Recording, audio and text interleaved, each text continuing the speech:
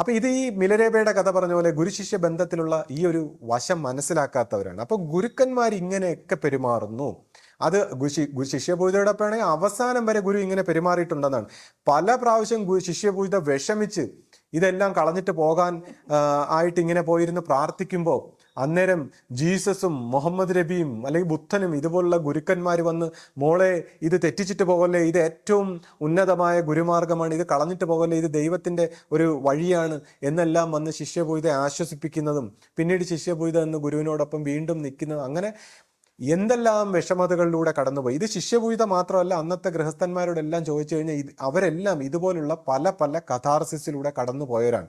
അപ്പൊ ഇതിനെയാണ് ഞാൻ ആശ്രമ പരിചയം എന്ന് പറഞ്ഞത്. അപ്പൊ ഇങ്ങനത്തെ ഒരു ആശ്രമ പരിചയം ഈ വ്യക്തിക്കോ ഈ പറഞ്ഞ വ്യക്തികൾക്കോ ഇല്ല. അവർ ഗുരുവിനെ അഥവാ വന്നിട്ടുണ്ടെങ്കിൽ വല്ലപ്പോഴും വന്ന് ചിരിച്ച് തമാശയൊക്കെ പറഞ്ഞ് ഗുരുവിൻ്റെ ഒരു പ്രസാദം വാങ്ങിച്ച് പോയിട്ടുള്ള പരിചയം മാത്രമാണ് അവർക്കുള്ളത്.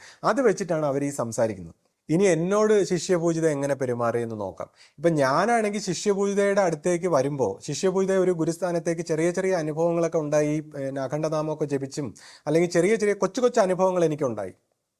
അപ്പോൾ ആ അനുഭവത്തിൻ്റെ ഫലമായിട്ട് ഞാനിങ്ങനെ ശിഷ്യപൂജിതയുടെ അടുത്ത് വരുമ്പോൾ എന്നോട് എങ്ങനെ പെരുമാറിയെന്ന് നോക്കാം. കാര്യം ഞാനെന്ന് പറയുമ്പോൾ ഒരുപാട് വായിച്ചിട്ടാണ് വരുന്നത്. അതായത് മിലരേബയുടെയൊക്കെ പുസ്തകം ഞാൻ ആദ്യമേ വായിച്ചു. അപ്പോൾ ശിഷ്യപൂജിത എങ്ങനെ പെരുമാറാൻ സാധ്യതയുണ്ടെന്നൊക്കെ എനിക്ക് മനസ്സിലായി. ഒരു ഗുരു എങ്ങനെ പെരുമാറാൻ സാധ്യതയുണ്ടെന്നൊക്കെ മനസ്സിലായി. ഞാൻ വിചാരിച്ചു ഡയറക്റ്റ് ആയിട്ടുള്ള പരീക്ഷണമായിരിക്കും, നമ്മളെ പരിഹസിക്കുമായിരിക്കും. ഇപ്പോൾ ആദ്യം ഒരു ദിവസമൊക്കെ ഞാൻ നോക്കുമ്പോൾ സഹകരണ മന്ദിരത്തിലൊക്കെ ഞാൻ വന്നിരിക്കുമ്പോൾ വളരെ സ്നേഹത്തോടെ, നീ അവിടെയാണ് ഇരിക്കേണ്ടത്, നീ ഇങ്ങ് വാ എന്ന് പറഞ്ഞ് വളരെ സ്നേഹത്തോടെ വിളിച്ചിരുത്തി, പരസ്യമായിട്ട് വിളിച്ചിരുത്തി അധിക്ഷേപിക്കുകയൊക്കെ ചെയ്തിട്ടുണ്ട്. അപ്പം ഞാനിങ്ങനെ ഐസായിട്ട് ഇത് എന്താ ഇത് എന്നാ പഴയ കാര്യങ്ങളൊക്കെ പറഞ്ഞ്, അപ്പോൾ അപ്പൂപ്പൻ്റെ കാര്യമൊക്കെ പറഞ്ഞ് ഇങ്ങനെ എൻ്റെ അപ്പൂപ്പൻ പിണങ്ങിപ്പോയ കഥയൊക്കെ പറഞ്ഞു. അപ്പോൾ ഞാനിങ്ങനെ വിഷമിച്ച് പോയിട്ടുണ്ട്. അന്നെന്ന് പറഞ്ഞാൽ നമുക്കൊന്നും അറിഞ്ഞില്ല, ചെറുപ്രായമാണ്.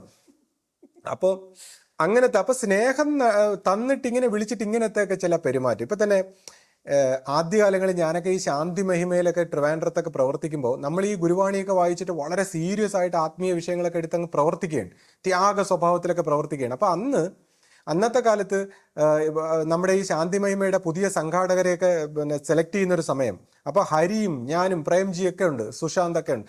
അപ്പോൾ ഇവരുടെ ഇടയിൽ എൻ്റെ പ്രവർത്തനമൊക്കെ കണ്ടിട്ട് ഹരി തന്നെ ഒരു ദിവസം രാത്രി എന്നോട് പറഞ്ഞു, ചിലപ്പോൾ നീ ആയിരിക്കും ചിലപ്പോൾ അടുത്ത ഏതെങ്കിലും സംഘടനാ ഭാരവാഹിത്വമൊക്കെ വരും, നിന്റെ പേരും കാണും എന്നൊക്കെ പറഞ്ഞു. അപ്പം ഞാനത് കാര്യമായിട്ട് എടുക്കുന്നില്ല. കാര്യം ഞാൻ ആ സമയത്ത് എനിക്ക് ഞാനിങ്ങനെ ഒരു പുസ്തകത്തിൽ വായിച്ചു. അതായത് വിനോബ ഭാവെ ദൈവത്തിനെ തേടി ഇറങ്ങിയപ്പോൾ അദ്ദേഹത്തിൻ്റെ സർട്ടിഫിക്കറ്റുകളും എല്ലാം നദിയിൽ എറിഞ്ഞിട്ടാണ് അദ്ദേഹം പോയത്, അദ്ദേഹത്തിൻ്റെ ബിലോങ്ങിങ്സ്. അപ്പം എൻ്റെ മനസ്സിലൊരു പരീക്ഷണം വന്നു. അതായത് എനിക്ക് ദൈവത്തെ തേടാൻ ഇറങ്ങുമ്പോൾ ഞാൻ ഇതെല്ലാം ഉപേക്ഷിക്കാൻ തയ്യാറാണോ?